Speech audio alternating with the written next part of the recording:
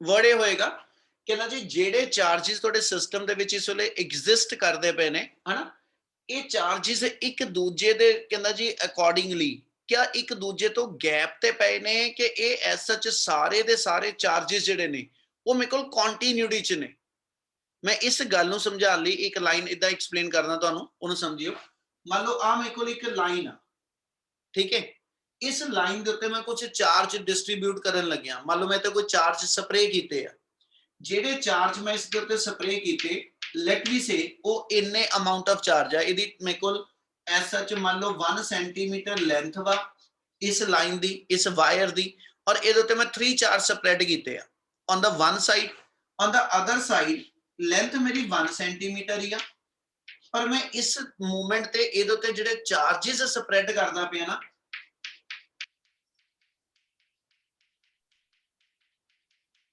ठीक है, दोनों च की फर्क लग रहा तुहानूं? सर नंबर ऑफ चार्जेस, हाँ जी डिस्टेंस ਉਹਨਾਂ ਦੇ ਵਿੱਚ बिल्कुल, इत्थे तुहानूं चार्जेस दे क्रॉस डिस्टेंस दिखदा पिया, इत्थे सारे चार्ज जिहड़े ने वो कंटिन्यूटी च लगदे पए आ, है ना? Yes Yes, sir. सर ਤੇ ਅਸੀਂ ਕੀ ਕਰਦੇ ਹਾਂ ਫਿਰ, ਅਸੀਂ ਇੱਕ ਇੱਥੇ ਵਰਡ ਲੈਣ ਲੱਗੇ ਆ ਕਿ ਸਾਡੇ ਕੋਲ ਚਾਰਜ ਦੀ ਡਿਸਟ੍ਰੀਬਿਊਸ਼ਨ ਦੋ ਤਰ੍ਹਾਂ ਦੀ ਹੁੰਦੀ ਆ। ਆ ਜਿਹੜੀ ਡਿਸਟ੍ਰੀਬਿਊਸ਼ਨ ਆ ਇਹਨੂੰ ਨਾਮ ਦੇਣਾ ਹੋਵੇ ਤੇ ਇਹਨੂੰ ਅਸੀਂ ਨਾਮ ਦਿੰਨੇ ਕਿ ਵੀ ਇਹ ਡਿਸਕ੍ਰੀਟ ਡਿਸਟ੍ਰੀਬਿਊਸ਼ਨ ਆ। ठीक है, डिस्क्रीट मीन अलग अलग मेरे को चार्जेस की डिस्ट्रीब्यूशन आ, और इस टाइप की डिस्ट्रीब्यूशन ਅਸੀਂ ਨਾਮ ਦੇਈਏ ਤਾਂ ਅਸੀਂ ਕਹਿੰਦੇ ਜੀ ਕੰਟੀਨਿਊਸ डिस्ट्रीब्यूशन। यानी दो तरह की डिस्ट्रीब्यूशन होगी, एक मेरे को ਜਿਹੜੀ, एक सेकंड होल्ड करिए बेटा। सो पुੱਤ दो तरह की ਸਾਡੇ ਕੋਲ ਚਾਰਜ ਦੀ ਨਾ डिस्ट्रीब्यूशन ਹੁੰਦੀ ਆ, ठीक है। ਅਸੀਂ ਜਦੋਂ ਐਸ ਸੱਚ ਕਹਿੰਦਾ ਜੀ ਆ ਕਹੀਏ ਕਿ ਵੀ ਆ ਕਿਸੇ ਪੁਆਇੰਟ ਦੇ ਉੱਤੇ, ठीक है, ਆ ਕਿਸੇ ਪੁਆਇੰਟ ਦੇ ਉੱਤੇ ਮੇਰੇ ਕੋਲ ਕੋਈ ਇੱਕ ਚਾਰਜ ਪਿਆ Q0, ਤੇ ਮੈਂ ਤੁਹਾਨੂੰ ਇਹ ਕਹਾਂ ਕਿ ਇਸ ਚਾਰਜ ਦੇ ਉੱਤੇ ਇਹਨਾਂ ਸਾਰੇ ਚਾਰजेस ਦੀ ਫੋਰਸਿਸ ਕੱਢੋ। ਇਹ ਸਾਰੇ ਬੇਸਿਕ ਕਨਸੈਪਟ ਇੱਕ ਨਹੀਂ 10 ਥਾਂ ਤੇ ਲੋਡ ਪੈਂਦੀ, ਮੁੜ ਕੇ ਕਨਫਿਊਜ਼ਨ ਨਾ ਬਣੇ, ਇਸ ਲਈ ਇੱਕ ਵਾਰੀ ਬਹੁਤ ਚੰਗੀ ਤਰ੍ਹਾਂ ਸਮਝ ਲਈ। ਜੇ ਤੁਹਾਡੇ ਸਿਸਟਮ ਦੇ ਅੰਦਰ ਚਾਰजेस ਡਿਸਕ੍ਰੀਟ ਫਾਰਮ ਚ ਪਏ ਨੇ, ਮੈਂ ਇਸ ਚਾਰਜ ਦੀ ਜਦੋਂ ਇੱਥੇ ਕੋਈ ਵੇਰੀਏਬਲ ਕੈਲਕੂਲੇਟ ਕਰਨਾ ਵਾ, ਇਹਦਾ ਕੱਢਣਾ ਵਾ, ਇਹਦਾ ਕੱਢਣਾ ਵਾ, ਅਸੀਂ ਐਸ ਸੱਚ ਇਸ ਕਨਸੈਪਟ ਨੂੰ ਜਦੋਂ ਜਨਰਲਾਈਜ਼ ਕਰਦੇ ਨਾ, ਅਸੀਂ ਕਹਿੰਦੇ ਜੀ ਇੱਕ ਚਾਰਜ ਦੀ ਇੱਥੇ ਫੋਰਸ ਕੱਢ ਲਓ, बाकी सारे चार्जेस की भी इदां ही फोर्स आएगी, ते उन्हां सारियां फोर्सेस दी जदों मैं टोटल करनी है ना, ते असीं इहदे अंदर सिग्मा, सिग्मा मीन असीं समेशन दा साइन यूज करांगे जदों डिस्ट्रीब्यूशन डिस्क्रीट होएगी।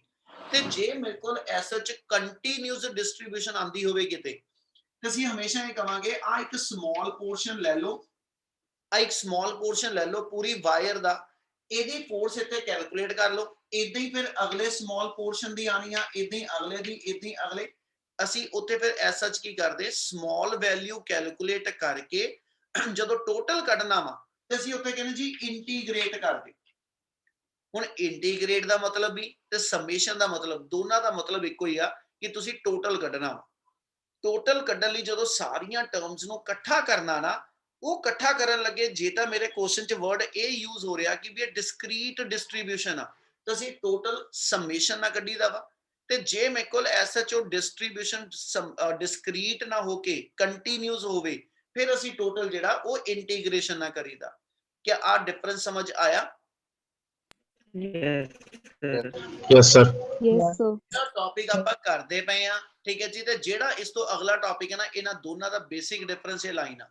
ਇੱਥੇ ਅਸੀਂ ਚਾਰजेस ਦੀ ਡਿਸਟ੍ਰੀਬਿਊਸ਼ਨ ਡਿਸਕ੍ਰੀਟ ਮੰਨਦੇ ਹੋਏ, ਠੀਕ ਹੈ ਜੀ, ਇੱਥੇ ਟੋਟਲ ਜਦੋਂ ਇਹਦਾ ਰਿਜ਼ਲਟ ਲਿਖਣਾ ਵਾ ਅਸੀਂ ਸਮੇਸ਼ਨ ਨਾਲ ਲਿਖਾਂਗੇ, ਠੀਕ ਹੈ ਨਾ। ਆਰਟੀਕਲ ਚ ਹੋਰ ਕੁਝ ਨਹੀਂ ਹੈਗਾ, ਇਹੀ ਚੀਜ਼ਾਂ ਸਮਝਣ ਵਾਲੀਆਂ ਨੇ, ਠੀਕ ਹੈ।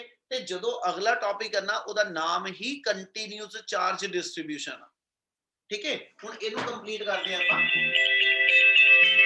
ਇਸੇ ਚੀਜ਼ ਨੂੰ ਵਾਪਸ ਕੰਪਲੀਟ ਕਰਦੇ। ਇੱਕ ਸੈਕਿੰਡ, ਹਾਂਜੀ। ਹੁਣ ਇੱਥੇ ਪੁੱਤ ਜਦੋਂ ਅਸੀਂ ਟੋਟਲ ਕੱਢਣਾ ਪਏ ਕੀ ਕਰੀਏ, ਹੁਣ ਇੱਥੇ ਇੱਕ ਟਰਮ ਦੇਖੋ Q ਦੇ R ਸਕੁਅਰ ਵਾਲੀ ਟਰਮ ਦੇ ਤੇ R ਕੈਪ ਦੇ ਪੈਰਾਂ 'ਚ ਜਿਹੜੇ ਨੰਬਰਸ ਨੇ, ਇਹਨਾਂ 'ਚ ਜਦੋਂ ਇੱਥੇ ਪਹਿਲੋਂ 1 1 ਆ, ਅਗਲੀ ਵਾਰੀ ਇੱਥੇ ਨੰਬਰ ਬਦਲ ਕੇ 2 ਹੋ ਗਿਆ, ਅਗਲੀ ਵਾਰੀ ਨੰਬਰ ਬਦਲ ਕੇ n ਹੋ ਗਿਆ। ਯਾਨੀ Q ਦੇ R ਸਕੁਅਰ ਤੇ R ਦੇ ਜਿਹੜੇ ਪੈਰਾਂ 'ਚ ਟਰਮ ਆ ਨਾ, ਉਹ ਵੇਰੀਏਬਲ ਆ, ਉਹ ਚੇਂਜ ਹੁੰਦੀ ਆ। ਅਸੀਂ ਜਦੋਂ ਇਹਨਾਂ ਸਾਰੀਆਂ ਟਰਮਸ ਦਾ ਟੋਟਲ ਲਿਖਣਾ, ਤੇ then we write F naught equal to K Q naught summation ਅਸੀਂ ਸਮੇਸ਼ਨ ਕਰਨ ਲੱਗੇ क्योंकि ਅਸੀਂ डिस्ट्रीब्यूशन डिस्क्रीट रख के चलते पे आ, ठीक है। पर ਜਿਹੜੀ टर्म चेंजेबल आ, जिते जिते पैरां च नंबर चेंज होंदे पे आ, ਉਹਨੂੰ ith variable they Dange qi over r square I naught into r cap I naught, where I the value ਅਸੀਂ डिफाइन करांगे कि रेंज दवांगे कित्थों लैके कित्थे तक लिती, ਤੇ I ਦੀ फर्स्ट वैल्यू 1 ਤੋਂ ਲੈ ਕੇ I the last value n तक। ਇਹਨੂੰ ਜੇ ਮੈਂ एक्सपैंड करके पढ़ा, ठीक है, ਤੇ ਇਹਦਾ मतलब ਹੋਏਗਾ I ਦੀ वैल्यू ਤੇ 1 पुट अप कर दियो ਤੇ मेरी फर्स्ट टर्म बन गई। समेशन ਦਾ मतलब ਵਿੱਚ प्लस पा दियो ਤੇ I ਦੀ वैल्यू एक इंक्रीज कर दियो, ਇਹ ਨਾਲ I ਦੀ वैल्यू 2 बन जाएगी, सेकंड टर्म आ जाऊ, फिर समेशन ਦਾ मतलब प्लस आ जाएगा, फिर 3 आ जाऊ। कदों तक? ਜਦੋਂ तक I the last value n नहीं पुट करता। क्या आ स्टेप समझ आया? Yes, sir. Yes, sir. Yes, sir. Yes, sir. Yes, sir. ਹੁਣ ਇਸ ਤੋਂ ਅੱਗੇ ਜਿਹੜਾ ਨਾ ਆਪਣਾ ਪਿਛਲਾ ਜਿਹੜਾ ਕੂਲਮਸ ਲਾਅ ਇਨ ਵੈਕਟਰ ਫਾਰਮ ਆ ਉਹੀ ਸ਼ੁਰੂ ਹੋਣ ਲੱਗਿਆ। ਹੁਣ ਕੁਝ ਨਹੀਂ ਹੋਰ ਨਵਾਂ ਆਣਾ। ਆਰ ਕੈਪ ਦੇ ਇੱਕ ਵਾਰੀ ਆਰ ਵੈਕਟਰ ਬਣਾ ਦਾਂਗੇ, ਫਿਰ ਆਰ ਵੈਕਟਰ ਨੂੰ ਅੱਗਿਓਂ ਆਪਾਂ r1 r2 ਇਹਨਾਂ ਵੈਕਟਰ ਚ ਕਨਵਰਟ ਕਰਕੇ ਦਿਖਾ ਦੇਣਾ ਬਸ। ਹੁਣ ਇਹਨੂੰ ਆਪਾਂ ਜੇ ਨੈਕਸਟ ਲਾਈਨ ਚ ਲਿਖੀਏ ਤੇ ਆਪਣੇ ਕੋਲ ਆਰ ਕੈਪ ਦੀ ਡੈਫੀਨੇਸ਼ਨ ਆਪਾਂ ਪੜ੍ਹੀ ਹੈ, ਯੂਨਿਟ ਵੈਕਟਰ ਦਾ ਫਾਰਮੂਲਾ ਵੈਕਟਰ ਬਾਈ ਮੈਗਨੀਟਿਊਡ। ਯਾਨੀ ਜੇ ਨੈਕਸਟ ਸਟੈਪ ਲਿਖਾਂ ਤੇ ਆਪਾਂ ਆ ਲਿਖ ਲਾਂਗੇ f not equal to k q not summation I equal to 1 to n qi, ठीक है जी। ਇਹਦੀ ਥਾਂ ਤੇ ਬਣਾ ਦਿਓ r ਵੈਕਟਰ।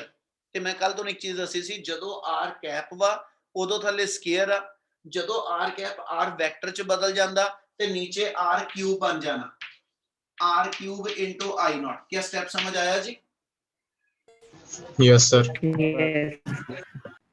चलो दूजा वर्ड ਆਪਾਂ ਇਹ ਕਿਹਾ ਸੀਗਾ ਕੱਲ ਕਿ ਵੀ ਜੇ ਇਸ ਮੈਗਨੀਟਿਊਡ ਨੂੰ ਲਿਖਣਾ ਤੇ ਮੈਗਨੀਟਿਊਡ ਨੂੰ ਲਿਖਣ ਦੇ ਦੋ ਮੈਥਡ ਆ, ਇੱਕ ਵਿਦਆਊਟ ਐਰੋ ਹੈਡ ਲਿਖ ਦਿਓ ਤੇ ਜੇ ਐਰੋ ਹੈਡ ਪਾ ਕੇ ਇੱਥੇ ਮੈਗਨੀਟਿਊਡ ਦੱਸਣਾ ਵਾ ਤੇ ਨਾਲ ਉਹਦੇ ਮੋਡੂਲਸ। ਜੇ ਆਪਾਂ ਇਸੇ ਨੂੰ ਲਿਖਣਾ ਹੋਵੇ ਤੇ ਆਪਾਂ ਇਦਾਂ ਲਿਖ ਦਾਂਗੇ k q naught summation I equal to 1 to n qi into r I naught vector over modulus of r I naught vector, ਇਹਦਾ ਕਿਊਬ ਆ ਜੀ। क्या इस तो आ स्टेप ਜਿਹੜਾ ਲਿਖਿਆ ਕਲੀਅਰ ਆ ਜੀ? Yes, sir. Yes, sir. Last step.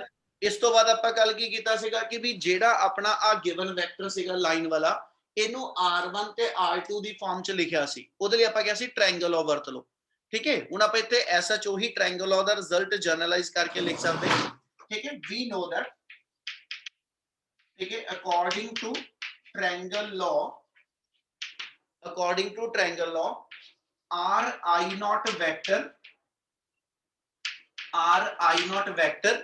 ਇਹਨੂੰ ਲਿਖੀਏ ਤੇ ਇਹਨੂੰ ਆਪਾਂ ਲਿਖ ਸਕਦੇ ਹਾਂ r naught vector minus r I vector। क्या स्टेप क्लियर है? कितना लिखा मैं?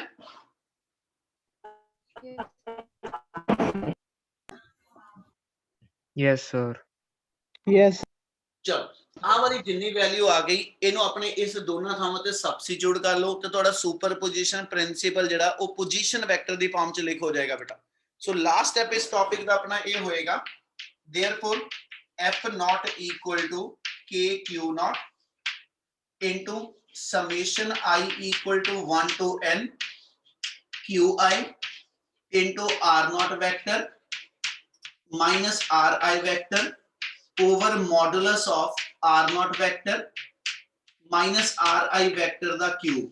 ਆ ਮੇਰੇ ਕੋਲ ਐਸਾ ਚ ਜਿਹੜਾ ਵਾ ਇਹ ਸੁਪਰਪੋਜੀਸ਼ਨ ਦੇ ਅਕੋਰਡਿੰਗਲੀ ਟੋਟਲ ਫੋਰਸ ਜਿਹੜੀ ਆ ਉਹ ਕਿਸੇ ਵੀ ਟੈਸਟ ਚਾਰਜ ਦੇ ਉੱਤੇ, ਇਸ ਵੇਲੇ ਟੈਸਟ ਚਾਰਜ Q0 ਸੀਗਾ, ਇਹਦੇ ਉੱਤੇ ਸੋਰਸ ਚਾਰजेस ਜਿੰਨੇ ਵੀ ਮੇਰੇ ਸੀਗੇ ਇਹਨਾਂ ਸਾਰਿਆਂ ਦੀ ਟੋਟਲ ਫੋਰਸ ਅਸੀਂ ਟੈਸਟ ਚਾਰਜ ਦੇ ਉੱਤੇ ਕੱਢਦੇ ਪਏ ਆ। क्या क्लियर है सारा टॉपिक? एक बार स्टेप सारे चेक करो, जे लग रहा है कोई स्टेप डाउटफुल हैगा तो एक बार सब तो पहले दसूंगे बेटा। इस चैप्टर का लास्ट टॉपिक जो अपने को बनना टॉपिक हैगा कंटिन्यूस चार्ज डिस्ट्रीब्यूशन। ये ਆਪਾਂ ਕਰਕੇ ਹਟੇ ਜਿਹੜਾ ਉਹ ਚ ਆਪਾਂ ਵਰਡ ਯੂਜ਼ ਕੀਤੇ ਸੀਗੇ ਕਿ ਵੀ ਆਪਣੀ ਜਿਹੜੀ ਡਿਸਟ੍ਰੀਬਿਊਸ਼ਨ ਉਹ ਡਿਸਕ੍ਰੀਟ ਆ। ਹੁਣ ਜਿਹਦੀ ਗੱਲ ਕਰਦੇ ਪਏ ਆਪਣੇ ਕੋਲੇ ਆ ਗਿਆ ਕਿ ਜੇ ਡਿਸਕ੍ਰੀਟ ਡਿਸਟ੍ਰੀਬਿਊਸ਼ਨ ਨਾ ਹੋ ਕੇ ਮੇਰੇ ਕੋਲ ਡਿਸਟ੍ਰੀਬਿਊਸ਼ਨ ਕੰਟੀਨਿਊਸ ਫਾਰਮ ਚ ਹੋਵੇ ਤੇ ਉਦੋਂ ਅਸੀਂ ਟੋਟਲ ਫੋਰਸ ਕੱਢਣੀ ਹੋਵੇ ਤੇ ਉਹ ਕਿਹੜੇ ਬਿਨਾਂ ਕੱਢਾਂਗੇ? ਉਹਦੇ ਵਾਸਤੇ ਆਪਾਂ ਐਸਾ ਕੁਝ ਟਰਮ ਪਹਿਲਾਂ ਇੰਟਰੋਡਿਊਸ ਕਰਨ ਲੱਗੇ ਕਿ whenever you distribute the charge over a body, ਠੀਕ ਹੈ, ਜਦੋਂ ਤੁਸੀਂ ਕਿਸੇ ਬੋਡੀ ਤੇ ਚਾਰਜ ਡਿਸਟ੍ਰੀਬਿਊਟ ਕਰਦੇ ਹੋ ਤੇ ਬੋਡੀ ਦੀ ਸ਼ੇਪ ਦੇ ਅਕੋਰਡਿੰਗਲੀ ਆਪਣੀ ਤਿੰਨ ਤਰ੍ਹਾਂ ਦੀ distribution possible. Either charges are distributed over the length only, or charges are distributed over the surface only, or the charges are distributed over the given volume। ਮੈਨੂੰ ਇਦਾਂ ਕਹਿ ਸਕਦਾ ਪੁੱਤ ਕਿ ਜੇ ਆ ਮੰਨ ਲਓ ਮੇਰੇ ਕੋਲ ਇੱਕ ਕੋਈ ਸ਼ੀਟ ਗਿਵਨ ਆ, ਇਸ ਸ਼ੀਟ ਦੀ ਆ ਸਿਰਫ ਐਜ ਦੇ ਉੱਤੇ ਮੈਂ ਚਾਰਜ ਡਿਸਟ੍ਰੀਬਿਊਟ ਕਰਾਂ ਤੇ ਐਜ ਦੀ ਥਿਕਨੈਸ ਨਹੀਂ ਲੈ ਕੇ ਚੱਲਦੇ ਪਏ, ਉਦੋਂ ਅਸੀਂ ਸਿਰਫ ਇਹਦੀ ਲੈਂਥ ਲੈ ਕੇ ਚੱਲੀਏ ਤੇ ਉਸ ਟਾਈਪ ਦੀ ਡਿਸਟ੍ਰੀਬਿਊਸ਼ਨ ਨੂੰ ਜਿਹਦੀ ਕੱਲੀ ਲੈਂਥ ਗਿਣੀ ਜਾਏਗੀ ਉਹਨੂੰ ਅਸੀਂ ਨਾਮ ਦਿੰਦੇ ਕਿ ਵੀ ਮੇਰੇ ਕੋਲ ਡਿਸਟ੍ਰੀਬਿਊਸ਼ਨ ਜਿਹੜੀ ਆ that's called as the linear charge distribution। उस डिस्ट्रीब्यूशन ਅਸੀਂ ਨਾਮ ਦਿੰਦੇ ਕਿ ਵੀ ਇਹ ਲੀਨੀਅਰ ਚਾਰਜ ਡਿਸਟ੍ਰੀਬਿਊਸ਼ਨ ਹੋਏਗੀ। ਸੈਕਿੰਡ, ਜੇ ਚਾਰजेस ਮੈਂ ਇਹਨੂੰ ਡਿਸਟ੍ਰੀਬਿਊਟ ਕਰਾਂ ਇਹਦੀ ਥਿਕਨੈਸ ਕੰਸੀਡਰ ਨਾ ਕਰਕੇ ਚਾਰਜ ਆ ਪੂਰੀ ਸ਼ੀਟ ਤੇ ਸਪਰੈਡ ਕਰ ਦਵਾਂ, ਯਾਨੀ ਜਦੋਂ ਚਾਰਜ ਮੈਂ ਸਪਰੇ ਕਰਾਂ ਤੇ ਚਾਰਜ ਆ ਪੂਰੇ ਸਰਫੇਸ ਏਰੀਆ ਦੇ ਉੱਤੇ ਡਿਸਟ੍ਰੀਬਿਊਟਡ ਹੋਵੇ ਤੇ ਉਸ ਟਾਈਪ ਦੀ ਡਿਸਟ੍ਰੀਬਿਊਸ਼ਨ ਅਸੀਂ ਨਾਮ ਦੇ ਦਿੰਦੇ ਆ that's called as a surface charge distribution। ਤੇ ਜੇ ਇਹਦੀ ਜਗ੍ਹਾ ਤੇ ਮੈਂ ਆ ਕਹਾਂ ਕਿ ਵੀ ਮੈਂ ਇਸ ਪੂਰੇ ਦੇ ਪੂਰੇ ਕਿਊਬ ਦੇ ਉੱਤੇ ਚਾਰਜ ਡਿਸਟ੍ਰੀਬਿਊਟ ਕੀਤੇ ਆ, ਇਹਦੇ ਆ ਥਿਕਨੈਸ ਵਾਲੇ ਪੋਰਸ਼ਨ 'ਚ ਵੀ ਚਾਰਜ ਆ ਸਰਫੇਸ ਦੇ ਉੱਤੇ ਵੀ ਚਾਰਜ ਆ, ਉਦੋਂ ਜਿਹੜੀ ਡਿਸਟ੍ਰੀਬਿਊਸ਼ਨ ਆਫ ਚਾਰਜ ਹੋਏਗੀ ਉਹਨੂੰ ਅਸੀਂ ਨਾਮ ਦਿੰਨੇ ਕਿ the distribution is called as the volume charge distribution। ਸੋ ਪੁੱਤ ਤਿੰਨ ਤਰ੍ਹਾਂ ਦੀ ਡਿਸਟ੍ਰੀਬਿਊਸ਼ਨ ਆਣੀ ਆ, ठीक है जी। Charges are distributed over the edge, mean over the length only. Charges are distributed over the surface, ठीक है जी, surface charge distribution. Charges are distributed over whole of the volume, ठीक है। ਉਹਦੇ ਅਕੋਰਡਿੰਗਲੀ ਤਿੰਨ ਤਰ੍ਹਾਂ ਦੇ ਅਸੀਂ ਕੋਐਫੀਸ਼ੀਐਂਟ ਜਿਹੜੇ ਨੇ ਯਾਨੀ ਤਿੰਨ ਤਰ੍ਹਾਂ ਦੇ ਕਨਸਟੈਂਟ ਟਰਮ ਡਿਫਾਈਨ ਕਰਾਂਗੇ। ਲੀਨੀਅਰ ਚਾਰਜ ਡਿਸਟ੍ਰੀਬਿਊਸ਼ਨ ਜਦੋਂ ਆਏਗੀ ਇਹਨੂੰ ਲੈਮਡਾ ਦੀ ਫਾਰਮ 'ਚ ਐਕਸਪ੍ਰੈਸ ਕਰਾਂਗੇ, ਸਰਫੇਸ ਚਾਰਜ ਡਿਸਟ੍ਰੀਬਿਊਸ਼ਨ ਨੂੰ ਸਿਗਮਾ ਦੀ ਫਾਰਮ 'ਚ ਐਕਸਪ੍ਰੈਸ ਕਰਾਂਗੇ, ਵੋਲੀਅਮ ਚਾਰਜ ਡਿਸਟ੍ਰੀਬਿਊਸ਼ਨ ਨੂੰ ਅਸੀਂ ਰੋ ਦੀ ਫਾਰਮ 'ਚ ਐਕਸਪ੍ਰੈਸ ਕਰਾਂਗੇ। ਕਿਆ ਤਿੰਨ ਕੋਐਫੀਸ਼ੀਐਂਟ ਕਲੀਅਰ ਆ? ਇਹਨੂੰ ਕਮਾ ਤੇ ਇਹਨੂੰ ਅਸੀਂ ਕਹਿੰਦੇ Yes, sir.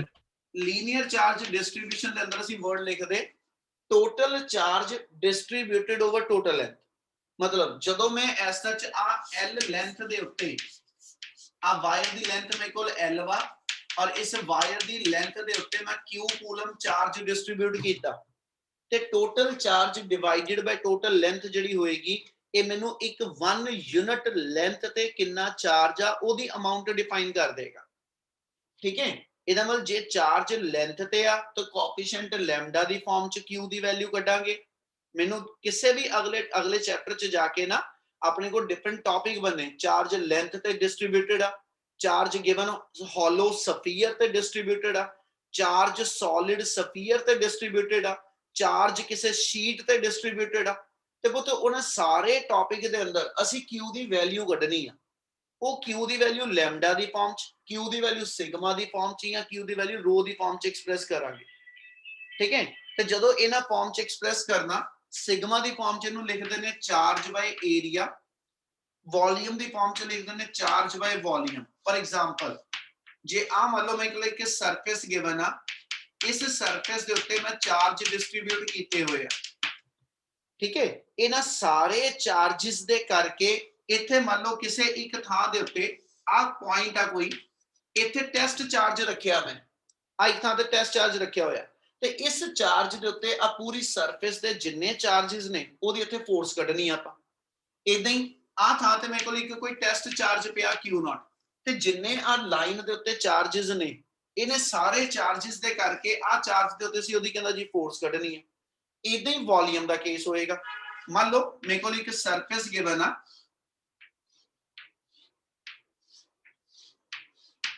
ਆ ਮੰਨ ਲਓ ਸਾਡੇ ਕੋਲ ਇੱਕ ਕਿਊਬ ਗਿਵਨ ਆ, ਇਸ ਕਿਊਬ ਦੇ ਅੰਦਰ ਸਾਡੇ ਚਾਰਜ ਡਿਸਟ੍ਰੀਬਿਊਟਡ ਆ ਤੇ ਇਹਨਾਂ ਸਾਰੇ ਚਾਰजेस ਦੇ ਕਰਕੇ ਤੁਸੀਂ ਕਿਸੇ ਇੱਕ ਪੁਆਇੰਟ ਦੇ ਉੱਤੇ ਇੱਥੇ ਕਹਿੰਦਾ ਜੀ ਫੋਰਸ ਕੈਲਕੂਲੇਟ ਕਰਨੀ ਆ ਤੇ ਜਦੋਂ ਮੇਰੇ ਕੋਲ ਚਾਰਜ ਵੋਲਿਊਮ ਚ ਡਿਸਟ੍ਰੀਬਿਊਟ ਹੋਏਗਾ ਉਦੋਂ q ਦੀ ਵੈਲਿਊ ਰੋ ਚ ਬਣਾ ਕੇ ਲਿਖ ਦਾਂਗੇ। ਜਦੋਂ ਚਾਰਜ ਸਰਫੇਸ ਤੇ ਹੈ ਤਾਂ ਅਸੀਂ q ਦੀ ਵੈਲਿਊ ਸਿਗਮਾ ਦੀ ਫਾਰਮ ਚ ਤੇ ਜੇ ਲੈਂਥ ਤੇ ਅਸੀਂ q ਦੀ ਵੈਲਿਊ ਲੈਮਡਾ ਦੀ ਫਾਰਮ ਚ ਐਕਸਪ੍ਰੈਸ ਕਰਾਂਗੇ। ਕੀ ਇੰਨੀ ਗੱਲ ਸਮਝ ਲੱਗੀ? Yes, sir. ਚਲ ਹੁਣ ਇੱਕ ਇਹਨਾਂ ਦਾ ਯੂਨਿਟ ਵੀ ਡਿਫਾਈਨ ਕਰ ਦਈਏ। ਲੈਮਡਾ ਦਾ ਯੂਨਿਟ ਕਹਾਂ ਪੁੱਤ ਚਾਰਜ ਬਾਈ ਲੈਂਥ ਤੋਂ ਬਣਿਆ। ਲੈਮਡਾ ਦਾ ਯੂਨਿਟ ਚਾਰਜ ਬਾਈ ਲੈਂਥ ਤੋਂ ਬਣਿਆ ਤੇ ਇਹਦਾ ਯੂਨਿਟ ਜਿਹੜਾ ਹੋਏਗਾ ਉਹ ਮੇਰੇ ਕੋਲ ਆ ਗਿਆ ਕੂਲਮ ਪਰ ਮੀਟਰ ਚਾਰਜ ਬਾਈ ਲੈਂਥ। ਇਹਦਾ ਯੂਨਿਟ ਮੇਰੇ ਕੋਲ ਕਹਿੰਦਾ ਜੀ ਚਾਰਜ ਬਾਈ ਏਰੀਆ ਤੋਂ ਬਣਿਆ। ਇਹਦਾ ਯੂਨਿਟ ਆ ਗਿਆ ਕੂਲਮ ਪਰ ਮੀਟਰ ਸਕੁਅਰ ਔਰ ਇਹਦਾ ਯੂਨਿਟ ਆ ਗਿਆ ਕੂਲਮ ਪਰ ਮੀਟਰ ਕਿਊਬ। क्या आ क्लियर है जी? Yes, sir. Yes, sir. Yes, sir.